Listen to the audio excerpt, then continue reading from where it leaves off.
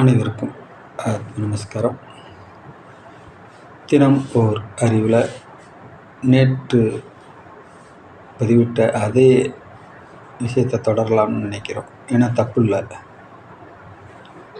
ஏன்னா ஒரு வயதானவர், ஒரு முதியவர்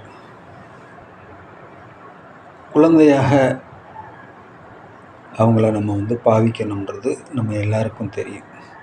காரணம், வயது கூடும்போது அவங்க குழந்தையாகவே மாறிவிடுறாங்க. அப்போ யாரோட தொடர்புகளில் அவங்க விரும்புவாங்க அப்படின்னா, அந்த ஸ்டேஜில் உள்ள அந்த பேரன் பேத்திகளோட தொடர்புகளில் தான் அவங்களுடைய மனம் விரும்பும். ரொம்ப ஹாப்பியாகவும் ஒரு ஆத்ம திருப்தியாகவும் கூட அந்த குழந்தையோட அவங்க பேசிக்கிட்டு இருக்கும்போது அவங்க ரொம்ப ஃபீல் பண்ணுவாங்க. திரும்ப திரும்ப அந்த குழந்தைகள் எங்கன்னு அவங்க மனம் தேடும். அந்த குழந்தைகளோட அவங்க டைமிங்கை கழிக்கிறதுக்கு தான் ரொம்ப ஆசைப்படுவாங்க. அப்படிப்பட்ட அந்த குழந்தைகளை நம்ம எப்படி தயார்படுத்தணும் அப்படின்றது தான் நம்மளுடைய கவனக்குறைவுகளுடைய விளைவு ரொம்ப அபாயகரமாக போயிட்டுருக்கு. எனக்கு தெரிய ஒரு தேவட்டையில் ஒரு செட்டியார் வீட்டில் ஒரு 14 வயசு பையன்கிட்ட கம்ப்ளீட்டாக ஒரு குடும்ப பொறுப்பவே ஒப்படைச்சிட்டாங்க. அவனுக்கு பயிற்சி அளிக்கிறதாக அவங்க நினச்சிக்கிட்டு இருக்காங்க. அந்த பையனுடைய வாயிலிருந்து வரக்கூடிய வார்த்தைகளை பார்த்திங்கன்னா, ஒவ்வொரு வார்த்தையும் குழந்தைன்னா நம்ம ரசிக்கிற மாதிரி இருக்கணும் இல்லையா? அந்த குழந்தை கிட்டத்தில் வந்தால் நமக்கு அலர்ஜியே உண்டாகுது.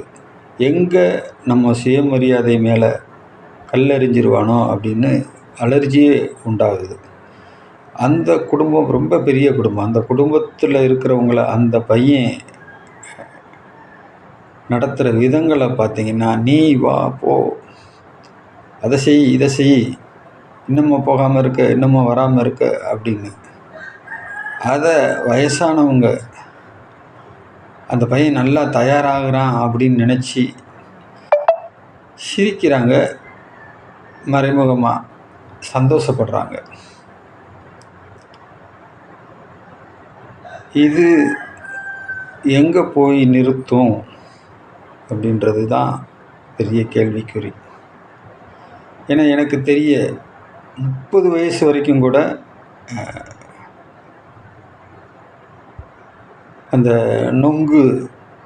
அந்த சக்கரங்களாக கொட்டிக்கிட்டு கம்புகளை வண்டி ஓட்டிக்கிட்டு குழந்தைத்தனத்தில் இருந்த இளைஞர்களை நான் பார்த்துருக்குறேன். திடீர்னு பிடிச்சி அவனுக்கு கல்யாணம் பண்ணி வைப்பாங்க, என்னன்னே தெரியாது. அந்த மாதிரியான விஷயங்கள்லாம் ரொம்ப ரசிக்கத்தக்கதாக இருக்கும். எடுத்து ஒரு கவலையான நேரத்தில் அந்த விஷயங்களை அசை போட்டு பார்த்து கூட நம்மளால் மகிழ்ச்சி அடைய முடியும். அப்படிப்பட்ட சம்பவங்கள் இனி எதிர்காலத்தில் நம்மளுடைய பிள்ளைகள் நினைக்கிறதுக்கு கூட நம்மளுக்கு அப்படி ஒரு மகிழ்ச்சியான சம்பவங்கள் இல்லாமல் போயிடும். இதில் நம்ம ரொம்ப நுட்பமாக,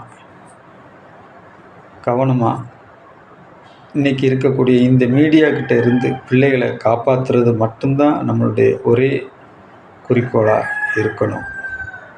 அதுக்கு சாத்தியம்ன்றது ரொம்ப ரொம்ப கம்மியாக இருக்குது. எனக்கு தெரிய என்னுடைய நண்பர் வீட்டில் 25 வருஷமாக டிவி கிடையாது. எல்லாத்தையும் தூக்கி எரிஞ்சிட்டான்.